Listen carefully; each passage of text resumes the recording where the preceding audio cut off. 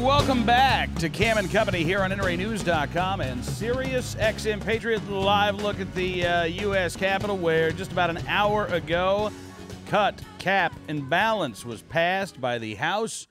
Our listener, Ryan, and his fantastic dog, Buddy, checking in from Alexandria, Virginia, says, Cam, I see that this passed without my Congressman Moran's vote. Why am I not surprised? Well, if it makes you feel any better, Orion, I don't think my Congressman Jerry Connolly voted for it either. So we're in the same boat. But you know what? To make you feel a little bit better, let's have Representative Blake Farenthold join us here on the program. Congressman, how you doing tonight? Hey, I voted for it. All right, so apparently either Orion and I need to move to Texas, or perhaps you could try to run against Jim Moran in Northern Virginia. You know what? I'm awfully happy in South Texas. We'd love to have you down there. Hey, listen, I appreciate you coming on the program tonight, and I do want to talk about Fast and Furious because we just spoke with your colleague, Darrell Issa, but I've got to ask you about the cut, cap, and balance bill that was just voted on, passed the House by a vote of, 234 to 190, I think it was. Right, yeah, we were betting in my office it was only going to get about 228. That was the over and under. The over one.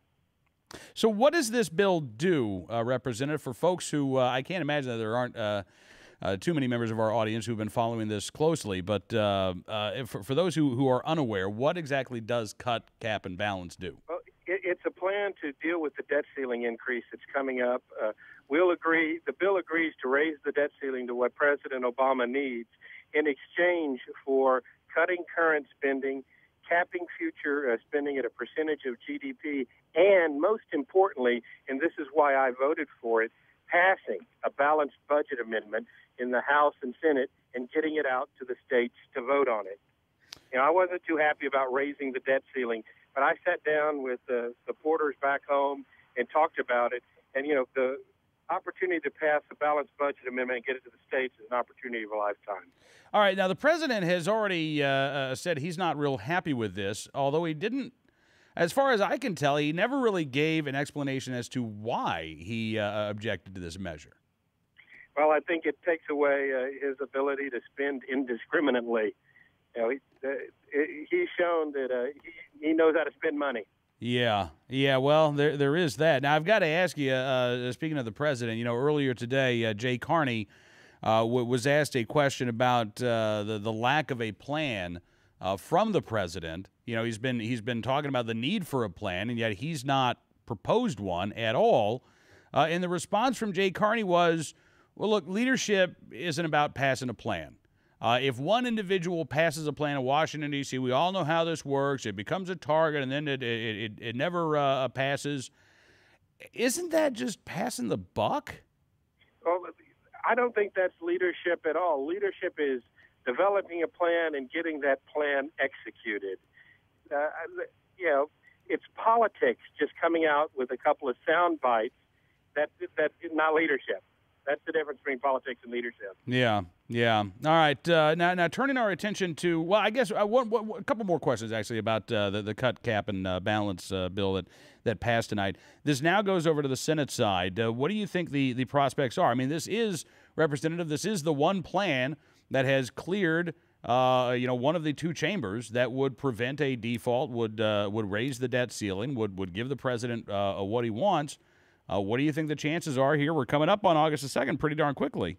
You know, I'm a freshman, and I've talked to 20-year veterans, and nobody can predict what the Senate will do. But there are a lot of senators that are on record as having voted for or supporting a balanced budget amendment. So I think it's got a breath of life, but I'm thinking the politics at play with Harry Reid and crew are going to make it difficult to get it through there. They're going to be a lot of pressure to toe the president's line, and really, the politics really works for the president. He wants to use this to beat up on us, and you know, because he's able to do it in sound bites.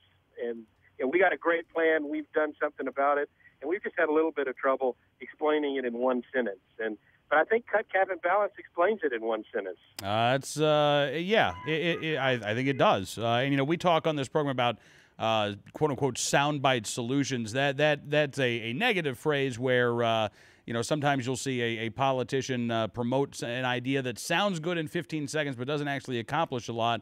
This actually does a great deal, but as you say, the difficulty was actually explaining in 15 seconds what it does. Well, it's people that listen to talk radio that understand and get it.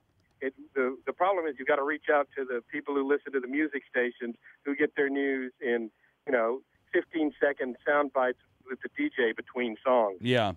Spoken like a true talk show host, Congressman. Well, and former DJ. Both sides. I was a DJ at 16. So I Were you that really? Game. Oh, man. I had my first job in radio at 16. A great way to meet women. Unfortunately, I started my career in radio literally the day after I got married. So I know nothing about that. All right, now, I have forgotten that because I've been married for 25 years. All right, now talking about Fast and Furious, Congressman, we had Darrell Issa on earlier, and one of the most important things I think that the congressman said is that we're now looking at political appointees from President Obama in terms of where the communication roadblock developed between ATF, DEA, and FBI. Let me just share a little clip of what your colleague had to say.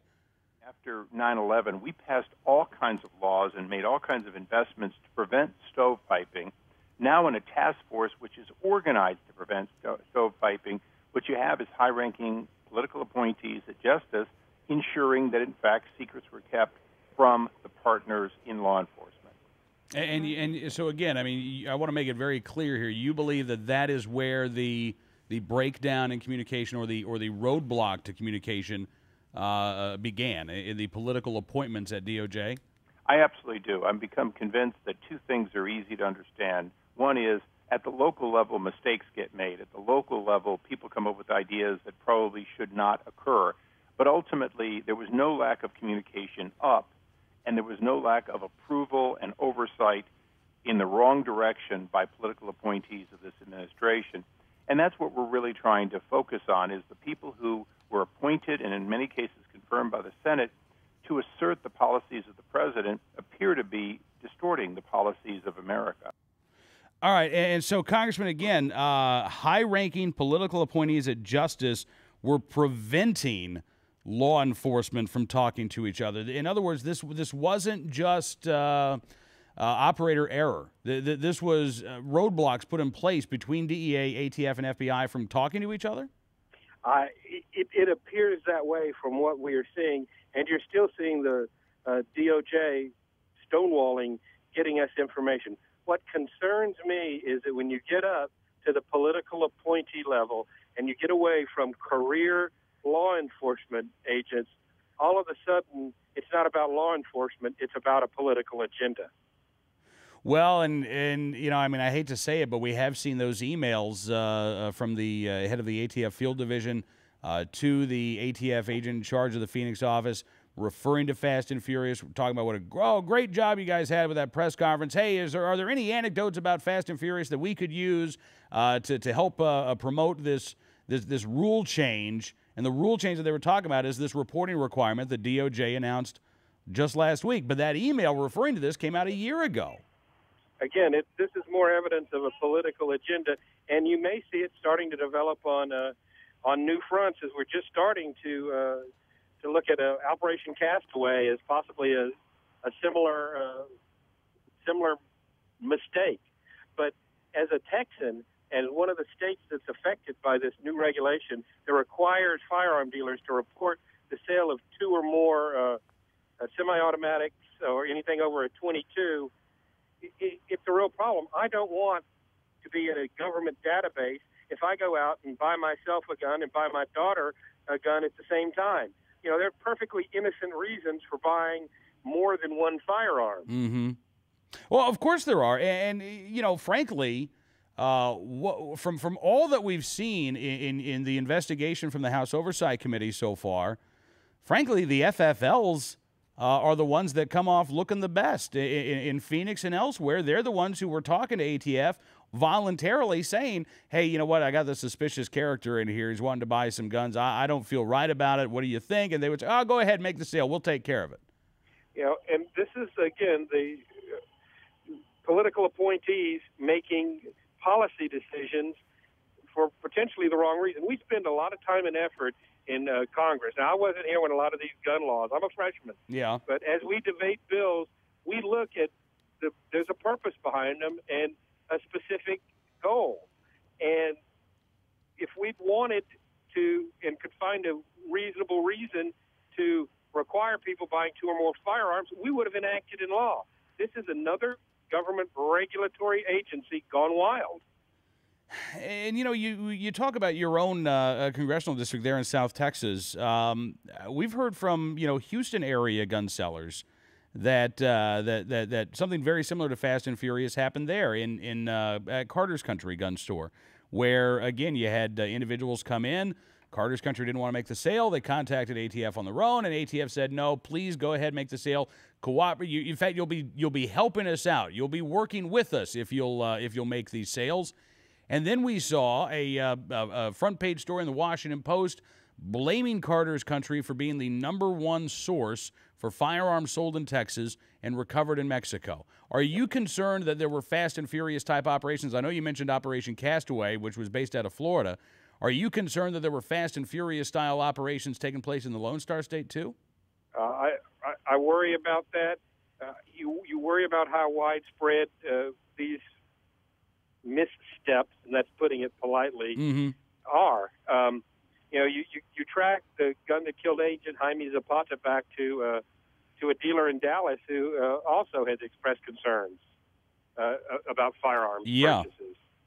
And why these people are not enforcing the laws we have on the books rather than trying to create crises to get stronger laws.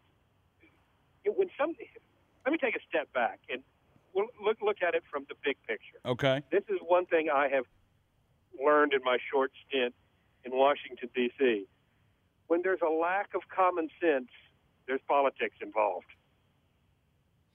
Yeah. And yeah, that's just you start getting into the smell test. Yeah. Yeah. All right. Now, let me ask you, one of our listeners has written in. He's a little concerned. He says, Cam, I'm getting the feeling that Representative Ice and the House Oversight Committee will reach a point beyond which they won't proceed. They'll issue a report and recommendations, and that'll be it. The potential for damage to the government reputation is too large. The potential for exposing too much of the spiderweb will prevent further digging. What's your response to that, Representative? Are you concerned that the House Oversight Committee will put on the brakes at some point in this investigation? I don't think that's the case at all. Our job is to get to the bottom of this. We are the watchdogs of the Congress. I don't know anybody, certainly not on the Republican side. I'm not that close to many on the Democrat side, though. You know, I am friends with a couple of them, having spent some time with them. But there is nobody on that committee that isn't interested in getting to the bottom of things.